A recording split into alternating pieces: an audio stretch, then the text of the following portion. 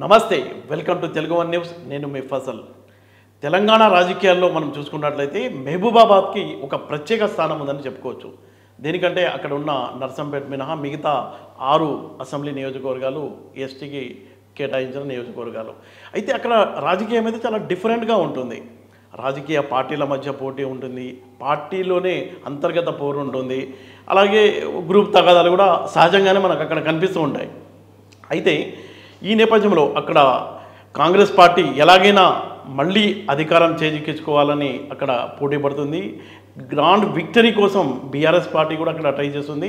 అయితే 2 పార్టీల్లో ఉన్న రెబల్స్ నుంచి తమ పార్టీలో అంటే తమ ఖాతాలో వేసుకుని ఎలాగైనా గెలవాలని భారతీయ జనతా పార్టీ చూస్తుంది. అయితే ఈ నేపథ్యంలో అక్కడ రాజకీయ వాతావరణం ఎలా ఉంది అని మనం మాట్లాడడానికి మాజీ కేంద్ర మంత్రి కాంగ్రెస్ పార్టీ అభ్యర్థి బలరాం నాయక్ ఉన్నారు. ఆయనతో చర్చ చేద్దాం. సార్ నమస్తే. నమస్తే సార్, గతంలో 2 సార్లు ఓడిపోయినట్టు ఉన్నారు. ఈసారి అయినా గెలుస్తారన్న నమ్మకం ఉందా మీకు?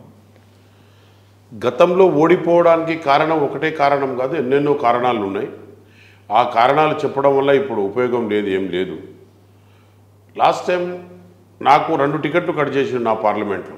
Present MLA and DCC president Madhava Reddy DCC president ఉండే, కాంతారావు ప్రజెంట్ ఎమ్మెల్యే ఉంటే తీసేసి సిపిఐకి ఒకటి ఇచ్చేస్తే ఆ టికెట్ చేంజ్ చేయడం వల్ల నేను 30,000 ఓట్లతోనే ఓడిపోవడం జరిగింది.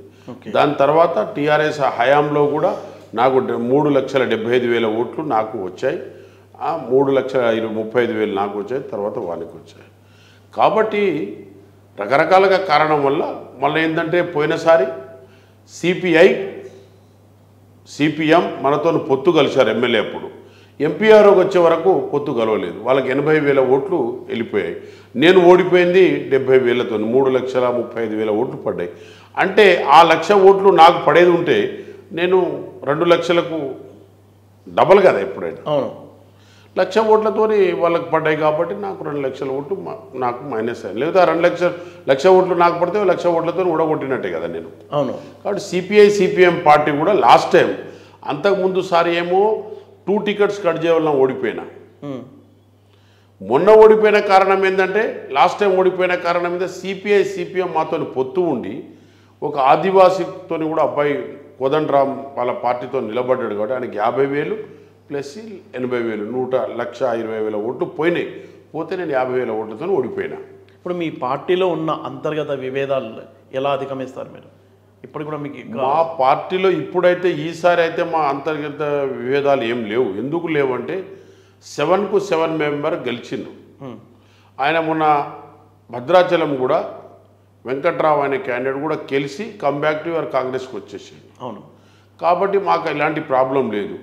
వీరన్న గారు కూడా బాగానే చేస్తున్నాడు, బాగానే ఎక్సర్సైజ్ చేస్తున్నాడు. ఆయనకు కూడా చైర్మన్ ఇచ్చేసినాం. కాబట్టి అలాంటి ప్రాబ్లమ్స్ ఏం లేవు.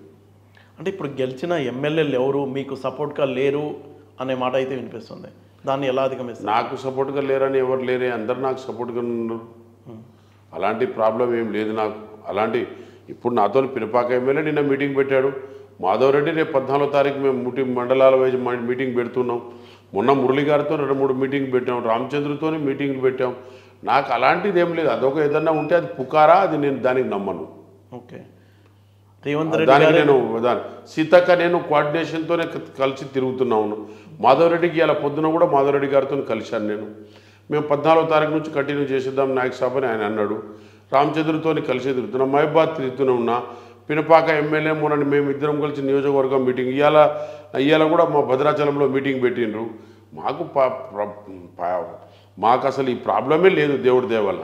అంటే సీఎం రేవంత్ రెడ్డి సపోర్ట్ తప్ప మీకు లోకల్గా అక్కడ ఉన్న ఎమ్మెల్యేల నుంచి కానీ అసలు ఎవరు సపోర్ట్ చేయడం లేదు, అసంతృప్తి ఉంది.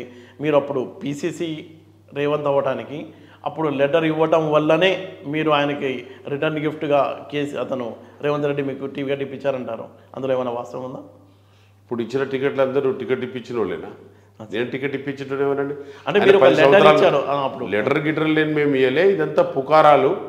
ఆయన కృషి చేసిండు. ఆయన రేవంత్ రెడ్డి గారు 20-30 మీటింగ్లు పెట్టిండు.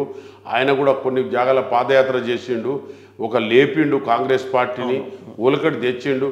కాబట్టి కానీ నా టికెట్కు ఆయన పీసీసీకు అలాంటి సంబంధాలు లేవు. ఆయన పీసీసీ, ఆయన సొంత కృషితోని కష్టపడ్డాడు. 10 ఇయర్స్ నుంచి పార్టీలే ఉన్నాడు. ఆయన ఎంపీగా గెలిచిండు. ఎంపీగా గెలిచినప్పటి నుంచి కూడా ఆయన కృషి చేస్తూనే ఉన్నాడు. కాబట్టి కాంగ్రెస్ పార్టీకి ఎన్నో పీసీసీ అయినాక ఎన్నో ప్రోగ్రాంలు చేసిండు. ఒక్కొక్క ప్రోగ్రాంకు పెద్ద పెద్ద ఎత్తున ప్రోగ్రామ్స్ అన్నీ చేశాడు. అవన్నీ మామూలు విషయాలు కాదు. ఇప్పుడు లాస్ట్ టైం ఎయిర్పోర్ట్ దగ్గర పెట్టినప్పుడు మీటింగ్లో అది డిక్లరేషన్ చేసినప్పుడు ఆల్ ఇండియా పీసీసీలను పిలిపించి కూడా డిక్లరేషన్ చేశారు. ఆయన కృషి చేస్తున్నాడు, పట్టుదలతో చేస్తున్నాడు, పోరాటం చేస్తున్నాడు, జైలుకు పోయిండు, పోరాటం చేస్తున్నాడు. పోరాట యోధిగా కాంగ్రెస్ పార్టీలో జరుగుతున్న అన్యాయానికి, ప్రజలకు అన్యాయం జరుగుతున్న అన్యాయం మీద పోరాటం చేస్తేనే ఆయన పీసీసీ ఇచ్చిండ్రు తప్ప ఏదో బలరాం నాయక్ చేస్తే లెటర్ ఇచ్చిండ్రు, అది ఇచ్చిండ్రు. కాంగ్రెస్ పార్టీలో మేము మునుపటి నుంచే ఉన్నాం కదా. మేము కాంగ్రెస్ పార్టీలో లేమని ఏం లేదు కదా. కాంగ్రెస్ పార్టీలో మేము ఉన్నాం 100%. మేము కాంగ్రెస్ పార్టీలో వర్క్ చేస్తున్నాం, కాంగ్రెస్ పార్టీలో పని చేస్తున్నాం. మేమే కొత్తగా వచ్చింది లేదు కాంగ్రెస్ పార్టీలో. ఏదో కాగితం ఇస్తేందుకు మా కష్టం మాతోని కన్నా ఇప్పుడు నాకు సీనియర్లా మాకు ఇద్దరికే ఇచ్చారు సీనియర్లకు. అవును. ఎవరెవరికి ఒక సురేష్ షెట్కార్కి ఇచ్చారు, ఒకటి నాకు ఇచ్చారు. మేము సీనియర్లం, పోయినసారి ఎంపీ చేసిన వాళ్ళం, ఎంపీ పోటీ చేసిన వాళ్ళం. దానికే పీసీసీ గారు ఈయన పార్టీలో వదలకుండా పనిచేస్తున్నాడు కాబట్టి మాకు టికెట్ ఇవ్వడం జరిగింది. సోనియా గాంధీ గారు, రాహుల్ గాంధీ గారు, ఈయన. అంతేగాని మాకు ఇంకా వేరే ఉద్దేశం ఏమన్నా చెప్పండి. అంటే ఎవరు చేస్తున్నారు మీ మీద పని కట్టుకుని ఇలాంటి ప్రచారాలు, ప్రాపగండా అనేది? ఇక చేస్తూనే ఉంటారండి. కాంగ్రెస్ పార్టీలో ఉన్నప్పుడు ప్రచారం చేస్తూ ఉంటారు, మీడియా వాళ్ళకి చెప్తా ఉంటారు, ఇది చెప్తా ఉంటారు. నేను కాంగ్రెస్ పార్టీని కాకుండా నేను కొత్తగా జాయిన్ అయిన ఉన్నా అంటే ఏదైనా చెప్తే అది వినాలి. అవును. Party is your worker. అవును.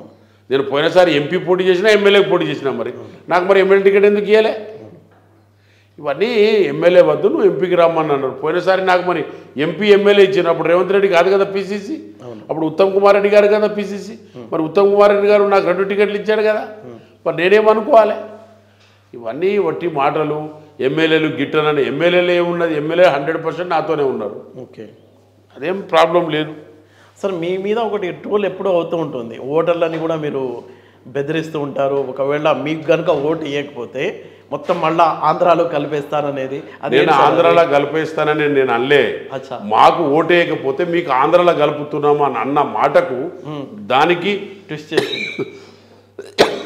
చేసి తెలంగాణ తెచ్చింది మేము, మీకేమో ఆంధ్రాలో కలుపుతున్నామా అని అన్న మాటకు, అది కూడా 15 సంవత్సరాలు అయిన మాటకు ఇప్పుడు రిపీట్ చేస్తున్నారు. అదే ఇప్పుడు కూడా ట్రోల్ అవుతుంది. అదే ఎందుకు రిపీట్ చేయాలి? గిట్టనోళ్ళే కదా. అదేమన్నా ఎవరికైనా హాని జరిగే విషయం అయితే కాదు కదా, ఎవరికి అన్యాయం జరిగే విషయం. ఆ రోజుల్లో నేను మాకు ఓటేయకపోతే కాంగ్రెస్ పార్టీ తెలంగాణ ఇచ్చింది, తెలంగాణ ఇచ్చిన సోనియా గాంధీ, మేము తెలంగాణ ఇచ్చాము.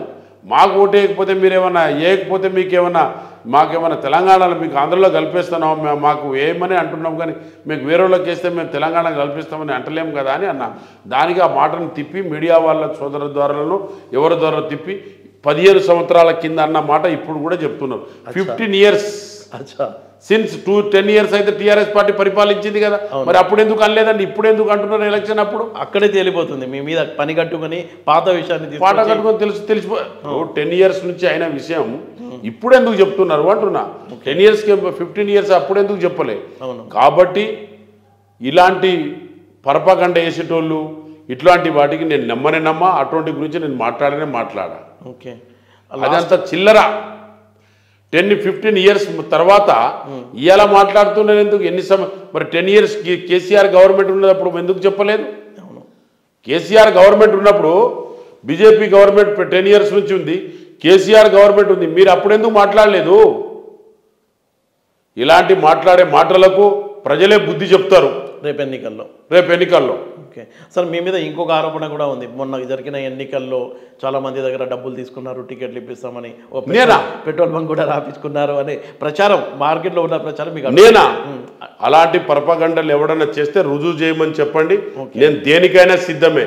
నేను టికెట్లు ఇప్పిస్తానని ఎవరి దగ్గర డబ్బులు తీసుకున్నట్టయితే నేను ఇప్పటి వరకు కూడా నేను జీవితంలో నేను అసలు రాజకీయమే చేయను. ఇలాంటి పరపగండ ఎవడన్నా చేస్తే నేను నమ్మను. కానీ నేను పరపగండ నేను ఒకళ్ళు అట్లాంటి చిల్లర పనులు చేస్తే నేను దేనికైనా సిద్ధమే. ఓకే సార్, ఇప్పుడు ఒక 100 రోజుల పాలన అయింది. ఈ పాలనపై మీ ఒపీనియన్ ఏంటి? పబ్లిక్లో ఎలాంటి ఫీలింగ్ ఉంది? రేపు ఎన్నికలపై, పార్లమెంట్ ఎన్నికలపై ఎలాంటి రిజల్ట్ రాబోతుంది అనుకుంటున్నారు? ఇప్పుడు చూడండి, కాంగ్రెస్ పార్టీ తెలంగాణ ఇచ్చింది కాంగ్రెస్ పార్టీ. రైతులకు రుణమాఫీ చేసింది కూడా ఆ రోజుల్లో రాజశేఖర రెడ్డి గారు ఉన్నప్పుడు 85 కోట్ల రూపాయలు ఒకటేసారి రుణమాఫీ చేసిన ఘనత కాంగ్రెస్ పార్టీ. పూర్తి స్థాయిలో మేము ఆ రోజుల్లో కాంగ్రెస్ పార్టీ ఇందిరమ్మ ఇల్లు ఇచ్చాం, రుణమాఫీ ఇచ్చాం, 7 గంటల కరెంటు మొదలుపెట్టింది మేమే, ఈ పవర్ జనరేషన్ భూపాలపల్లి నుంచి లెక్క పెడితే ఇవన్నీ కూడా తెచ్చింది మేమే, ఈ రోడ్స్ అండ్ బ్రిడ్జెస్ మేమంతా కేంద్ర విద్యాలయాలు, మోడల్ స్కూల్స్, అవన్నీ కూడా మేమే తెచ్చాం. నా నియోజకవర్గంలో నేనే తెచ్చాను. ఓకే, కాబట్టి మేము మా పార్టీ డెఫినెట్గా 6 డిక్లరేషన్లు 5 ఆల్రెడీ ఇచ్చేసాం. పవర్ ఇచ్చేసాం, గ్యాస్ ఇచ్చేసాం, 5 ఎకరాల రైతు బంధు వేస్తూనే ఉన్నాం, రైతు మాఫీ అది ఒకటి ఉన్నది. అంటే ఇంతవరకు దానికి సంబంధించిన గైడ్ లైన్సే రాలేదు అంటున్నారు. దేనికి గైడ్ లైన్స్? 6 గ్యారంటీకి సంబంధించి 5 ఇచ్చేసాం కదా, గైడ్ లైన్స్ ఏమున్నది? మీరు కూడా మీడియా సోదరులు కూడా మీరు అట్లా మాట్లాడొద్దు. 5 డిక్లేర్. అవును, డిక్లేర్ చూపించిన గైడ్ లైన్స్ ఏమున్నది? దానికి ఒకటి డిక్లేర్ చేయాలా, డిక్లేర్ చేసేస్తాం, ఇంకోటి డిక్లేర్ చేసేది ఉన్నది. అది 100% డిక్లేర్ చేస్తాం. మేము 5 అయితే డిక్లేర్ చేసాం, గ్యాస్ డిక్లేర్ చేసాం, ఇస్తూనే ఉన్నాం, రైతు బంద్ చేసాం, రైతు బంధు మొత్తం 5 ఎకరాల వరకు రైతు బంద్ చేసేసాం, బస్ ఫ్రీ ఇస్తూనే ఉన్నాం, పవర్ ఫ్రీ ఇస్తూనే ఉన్నాం ఇళ్లకు. గ్యాస్ అంటే దాదాపుగా వైట్ కార్డు వాళ్ళే 90 లక్షలు ఉంటే మీరు ఇచ్చేది 40 లక్షలు కూడా లేరు. 40 లక్షలు లేదన్నది కరెక్టు, మీరు అడిగేది కరెక్టే. అప్పుల పాలై 1వ తారీఖు జీతాలు ఇచ్చుకుంటూ ఇటు ఆగస్టులో వర్షాలు పడలేదు, ఆగస్టులో పడ్డ వర్షాలు ఇంతవరకు వర్షాలు లేవు. అవును, వర్షాలు మాపుడు కాదు, ఆగస్టు నుంచే వర్షాలు లేవు, ఆగస్టు నుంచి వర్షాలు లేవు. అయినా మేము అప్పుల పాలై ఉండి కూడా చంద్రశేఖర్ గారు 1000 కోట్ల రూపాయలు అప్పుల పాలు చేసిపోతే దాన్ని మిత్తి కడుతున్నాం. సంవత్సరానికి 75,000 కోట్ల రూపాయలు మిత్తే కట్టాలి. దానికి కరెంట్ కూడా సరిగా రావడం లేదని చెప్తున్నారు జనాలు. కరెంట్ ఎందుకు రావడం లేదు? కరెంట్ బాగానే వస్తుంది, కరెంట్ గురించి ఏం ప్రాబ్లం లేదు. పవర్ కట్స్ అవుతున్నాయి, పవర్ కట్ అవుతుంది అనే. పవర్ కట్ ఏమవుతలేదు, పవర్ గ్యారంటీగా ఇస్తున్నాం, మేము కష్టపడి కూడా పవర్ ఇస్తున్నాం. అప్పుల పాలు చేసిపోయిన తెలంగాణకు నీళ్లు రాకపోయినా మేము మహా బాధలు పడి మేము చేస్తూనే ఉన్నాం, డెఫినెట్గా చేస్తాం. 5 గ్యారంటీలు ఇచ్చినాం, ఇంకా గైడ్ లైన్స్ ఏమున్నది? 6 డిక్లేర్ చేసినాం, 5 ఇస్తూనే ఉన్నాం, ఇంకా గైడ్ లైన్స్ ఏమున్నది? ఇదేమన్నా జియో తీసుకొచ్చి గవర్నమెంట్కి ఏమన్నా గైడ్ లైన్స్ రాలేదు ఇంకా అనడానికి? మేము 5 ఆల్రెడీ అప్లై చేసుకోవడానికి చాలా కన్ఫ్యూజన్ ఉంది అంటారు. దేనికి అప్లికేషన్? 6 గ్యారంటీ స్కీమ్లకు లబ్ధిదారులు సెల్లో పైసలు వస్తున్నాయి బ్రదర్, సెల్లో పైసలు పడుతున్నాయి సోదరా. దీనిలో గ్యారంటీ ఏంది? దీనిలో అప్లై చేసుకున్నది ధరణి గురించి అడగండి మీరు. అప్లై చేసుకునేది ఆఫ్టర్ ఎలక్షన్ ధరణి మేము దానికి ఒక పద్ధతిలో తీసుకొని దానికి కూడా క్లియర్ చేస్తాం. ఇప్పుడు ఈ 100 రోజుల పాలనపై ఎలాంటి ఫీలింగ్ మీకు అనిపిస్తుంది పబ్లిక్లో? దాని రిజల్ట్ ఎలా? ఫీలింగ్ ఏముంది బ్రదర్, 5 గ్యారంటీ డిక్లేర్ చేశాం, అప్పుల పాలు తెచ్చిన తెలంగాణకు అప్పులు ఎట్లా కట్టాలని అనుకుంటున్నాం, ఎంప్లాయీస్కి 1వ తారీఖు నాడే శాలరీ ఇస్తున్నాం, మేము అన్నీ ఒక పద్ధతిలో కూడా చేసుకొని వస్తున్నాం, ఒక ప్రిన్సిపల్ ఒక పద్ధతిగా చేసుకొని వస్తున్నాం, 100% చేస్తాం. ఇప్పుడు బీఆర్ఎస్ వాళ్ళు చెప్పేది ఏంటంటే కాళేశ్వరం మునిగిపోయిందని తప్పుడు ప్రచారం చేసి అసెంబ్లీలో డ్యామేజ్ చేశారు. ఇప్పుడు కేసీఆర్ ఊరు బయట ఇప్పుడు తిరుగుతున్నారు కదా ఆయన, ఇప్పుడైతే నీళ్ళన్నీ భారీ ఎత్తున వస్తున్నాయి, ఎలా విడుదల చేస్తున్నారు, ఆ పంపులన్నీ ఎలా పనిచేస్తున్నాయి అంటున్నారు వాళ్ళు. కాళేశ్వరం నీళ్ళు ఇప్పుడు పొలాలకు అందుతున్నాయి కదా, ఇప్పుడు ఎలా సాధ్యమైంది? అనవసరంగా మొన్నటి వరకు ఎందుకు ఆపారు? కేసీఆర్ పొలం బాట పట్టిన తర్వాతే నీళ్లు వదిలేరు అంటాడు. కాళేశ్వరం ప్రాజెక్టు మునిగిపోయింది అని చెప్పిన వాళ్ళు ఇప్పుడు మళ్ళీ నీళ్లు విడుదల చేస్తున్నారు. ఎక్కడ నీళ్ళు వస్తున్నాయండి? నీళ్లు లేక రైతులు చచ్చిపోయి యాసకి అంతా ఎండిపోతుంది, వర్షాలు లేవుక, ఆగస్టు నుంచి ఇప్పుడు దాకా వర్షాలు లేవు. కాళేశ్వరం వాటర్ ఏదైనా వదిలిపెట్టింది ఎక్కడ ఉందా? అక్కడ లేదు, అక్కడ వర్షాలే వస్తే రాలేదు, అది మొత్తం చీలిక వచ్చేసి వర్షాలు అసలు తాగేటందుకు పాలేరు నుంచి పెట్టాడు. అక్కడ వేరే దగ్గర ఉన్న కాలువలన్నీ వదిలేసి పాలేరు నుంచి డ్రింకింగ్ వాటర్ పెడితే పాలేరులో కూడా వాటర్ లేదు. అది కరెక్ట్ కాదు. మీరు అడిగే బీఆర్ఎస్ వాళ్ళు చెప్పే విషయమే మీ ముందు పెడుతున్నాను నేను. ఇప్పుడు నీళ్లు వదులుతున్నారు ఎవరో రోడ్ల మీద, అట్లా కాదు బ్రదర్. కేటీఆర్కి ఏం తెలుసు అండి? కేటీఆర్కి ఏం తెలుసు? కేటీఆర్కి ఇరిగేషన్ గురించి ఏం తెలుసు? ఎడ్యుకేషన్ గురించి ఏం తెలుసు? ఇంకోల గురించి ఏం తెలుసు? బీదోల కష్టాలు కేటీఆర్కి ఏం తెలుసు? కేటీఆర్ తెలంగాణ తెచ్చేటప్పుడు కేసీఆర్ కూడా లేడు హౌజ్లో, కేటీఆర్ అమెరికాలో ఉన్నాడు, ఈయనేమో హౌజ్లో లేడు. ఏం తెలుసని ఏదో గవర్నమెంట్ మేము అప్పుల పాలు లేని తెలంగాణకి ఇచ్చినాం, 1 రూపాయి అప్పులు కూడా లేవు మేము తెచ్చినప్పుడు. తెస్తే 70,000 అప్పులు ఎంతో ఉండే 70 కోట్ల రూపాయలు అప్పు ఉంటే ఇవాళ అప్పుల పాలే లక్షల కోట్ల రూపాయలు అప్పులు చేసి అన్ని చేసేసి ఎవరికేం ఇచ్చినట్టు పెద్దగా ఏ ఎంప్లాయ్మెంట్ ఇచ్చినట్టు ఒక ఎంప్లాయ్మెంట్ ఇచ్చిండా ఏదో కాంట్రాక్ట్ బేస్లో డైలీ బేసిస్లో చేయించుకొని రిటైర్డ్ అయిన వాళ్ళకి మొత్తం కూడా ఎంప్లాయ్మెంట్ చేయించుకొని చేసిండు ఏడ చేసిండు అని చెప్పేసి కేటీఆర్ కేసీఆర్ ఏం చేసిండ్రు వాళ్ళకేమైనా అడ్మినిస్ట్రేషన్ తెలుసా ఒక పాలసీ తెలుసా ఒక ప్రిన్సిపల్స్ తెలుసా ఒక పద్ధతితో ఏ పద్ధతితో చేశారు నాకు చెప్పండి రిటైర్డ్ అయిన వాళ్ళకు నువ్వు రిక్రూట్మెంట్ చేసావు సెక్రటరీస్ అందరికీ ఏ విధంగా చేసావు ఎక్కడైనా టీచర్ సెలక్షన్ ఇప్పటివరకు అయిందా లేకపోతే ఏదైనా డాక్టర్ సెలక్షన్ కరెక్ట్గా అయిందా ఏ రిక్రూట్మెంట్ సరిగా అయింది నాకు చెప్పండి అంటే ఏపీపీఎస్సీలో 2 సార్లు ఎగ్జామ్ పెట్టి 2 పేపర్లు అవుట్ చేసేసి దానికి లీక్అవుట్ చేసేసి ఎగ్జామ్ క్యాన్సిల్ చేసుడు తప్ప నీకు తెలిసేది ఏమున్నది 16 సార్లు గాలి మాటలు అవన్నీ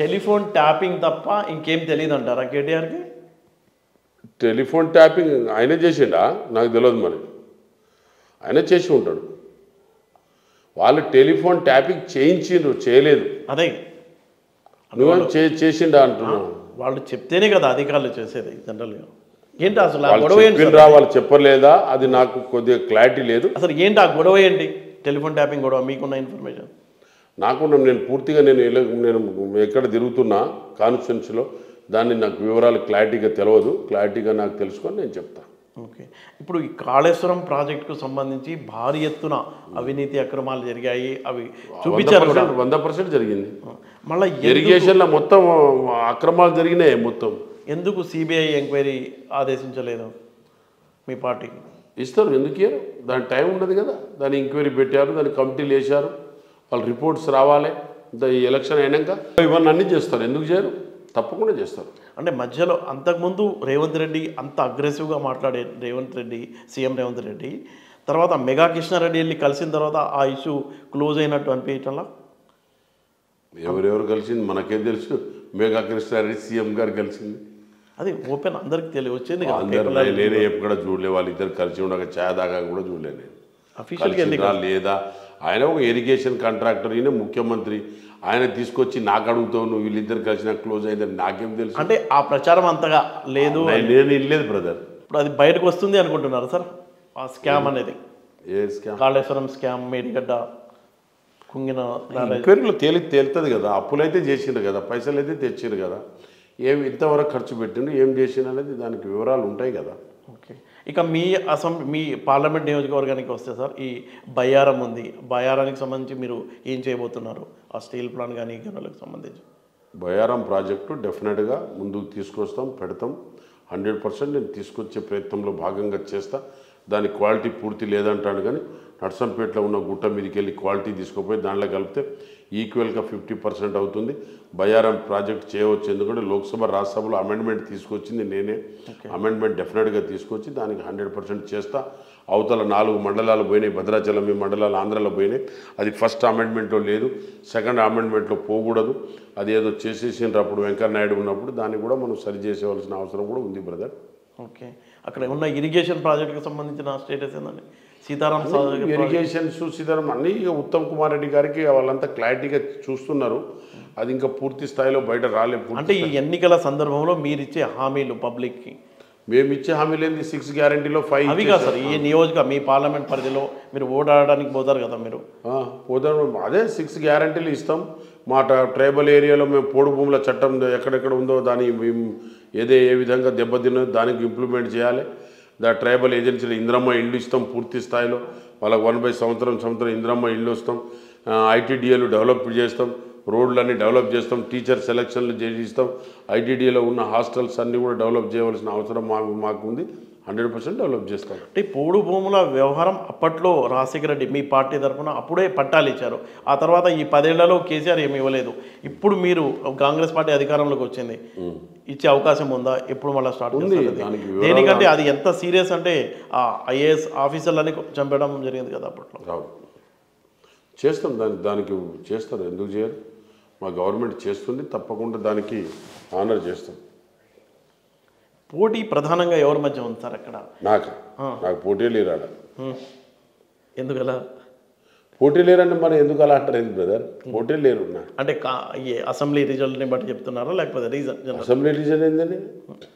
బీజేపీ పార్టీ ఏం చేసింది బీఆర్ఎస్ పార్టీ 10 సంవత్సరాలు ఏం చేసింది?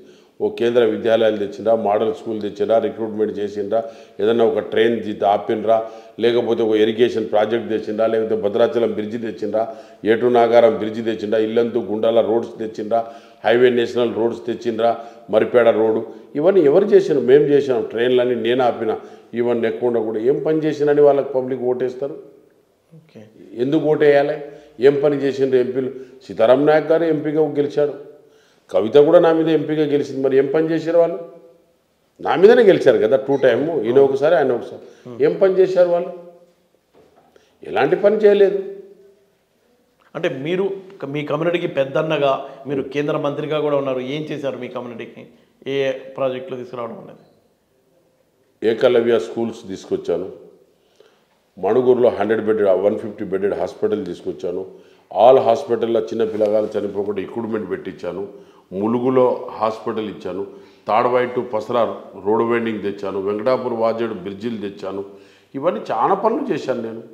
శాతవానం ఆపాను కేసముద్రంలో, కట్ట రోడ్లు వేసాను, నెక్కొండ కేసముద్రం, నెక్కొండ తర్వాత ఇల్లందు టు గుండాల, గుండాల టు పసరా, ఇవన్నీ కూడా ఆల్ కనెక్టివిటీ కూడా నేను భద్రాచలం బ్రిడ్జి కానీ 2000 కోట్లతో తెచ్చి డెవలప్ చేశాను.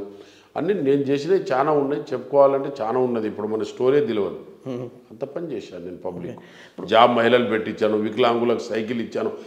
ఈవెన్ లంబాడీ ట్రైబల్ జాతికి ఓబీసీ ఎవరైనా కానీ కాలేజీకి పోవడానికి పైసలు లేకుండా ఇజ్జత్ పాసులు కూడా ఇచ్చాను, తీసుకొచ్చి లక్షలాది కోట్లాది పాసులు. మరి నేను అది కృషి కాదా? అంటే ఇల్లందు కోట మీ కమ్యూనిటీకి సంబంధించింది అయితే అది కొయ్య వాళ్ళకి వస్తున్నా మీరు ఏం పట్టించుకోలేదు. ఇచ్చిండ్రు, అయిపోయింది. ఇక దాని గురించి మనం ఇప్పుడు మాట్లాడినా ఉపయోగం లేదు. సీజీవర్ కాంగ్రెస్ పార్టీ ఒక్కోసారి కింద అవుతుంది, అక్కడ ఆదిలాబాద్ జిల్లాలో ఇచ్చేశారు, మరి గోండుకి ఇచ్చేది లంబడోళ్ళకి ఇచ్చారు, ఇక్కడ గోండుకి ఇచ్చారు. దానిలో అవి విభేదాలు ఏం లేవు, మాకు ఇప్పుడు జరిగేది ఏం లేదు.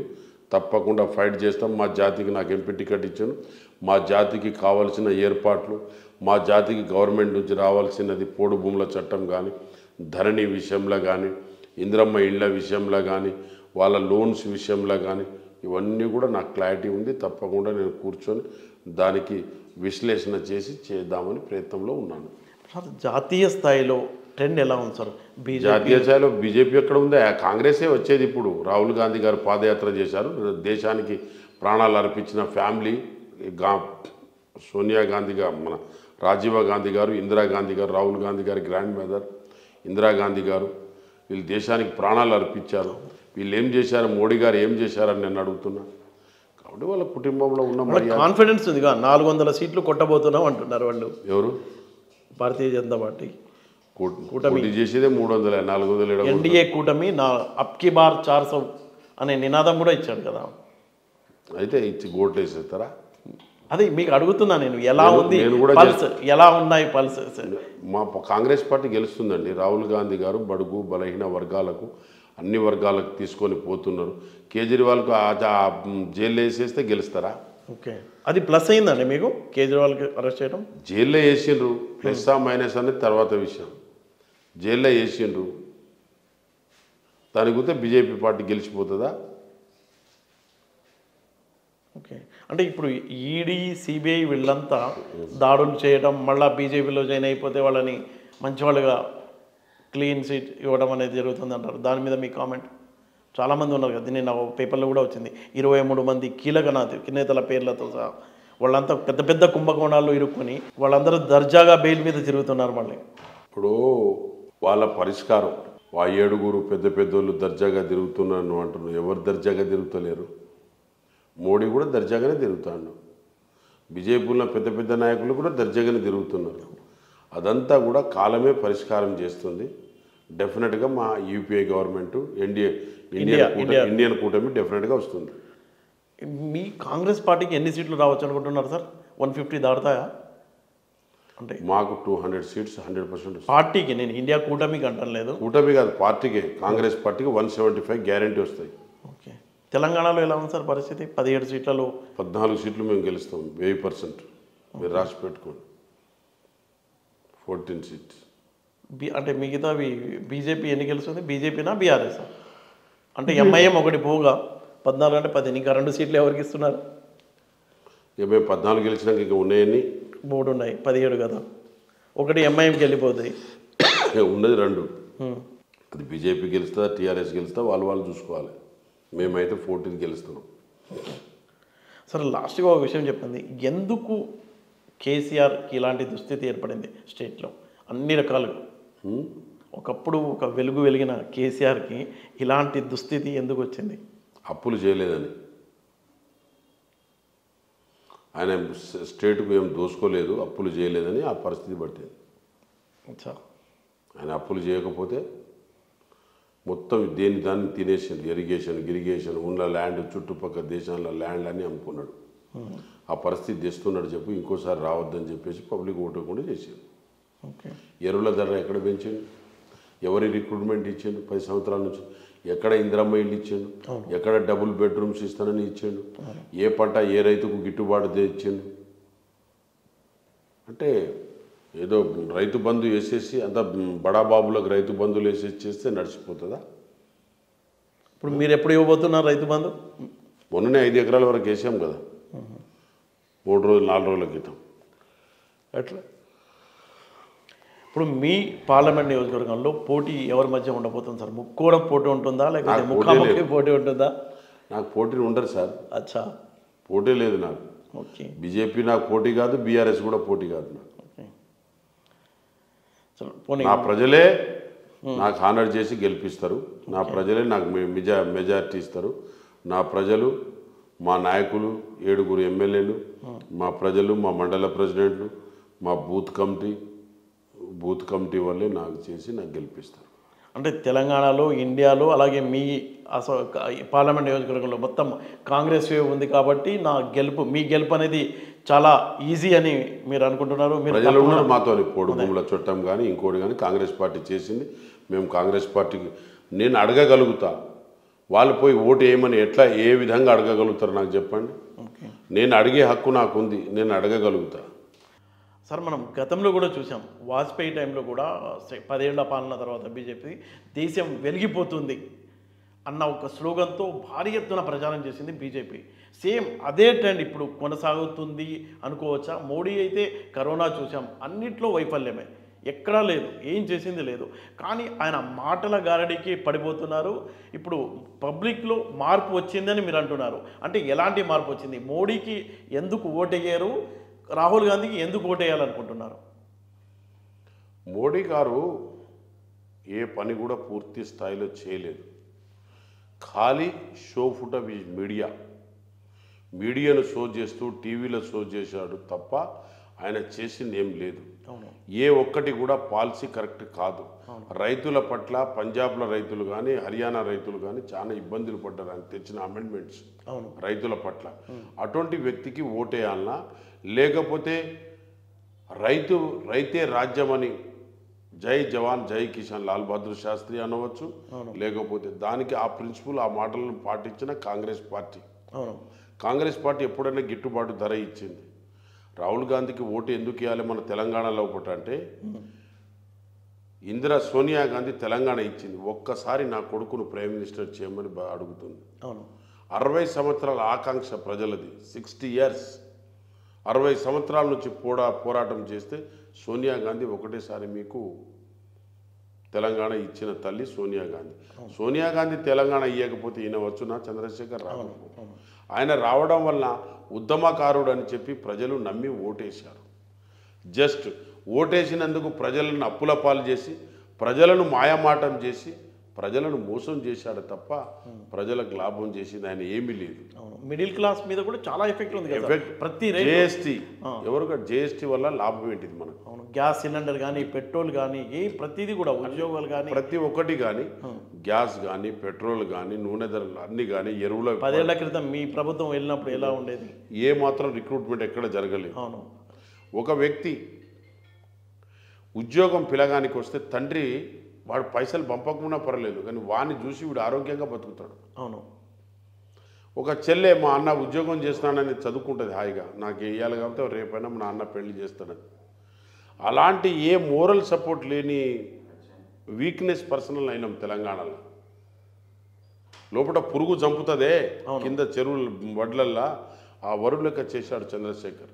అంటే అసెంబ్లీ ఎన్నికల్లో కేసీఆర్ పని అయిపోయింది, పార్లమెంట్ ఎన్నికల్లో మోడీ పని అయిపోతుంది అనేదా మీ ఉద్దేశం? 100% మోడీ పని 100% అయిపోతుంది. మోడీ గవర్నమెంట్ వస్తుందని మీరు అనుకుంటారు. మోడీ గవర్నమెంట్ రాలేదు. పబ్లిక్ 10 సంవత్సరాల నుంచి గమనిస్తూ ఉన్నారు.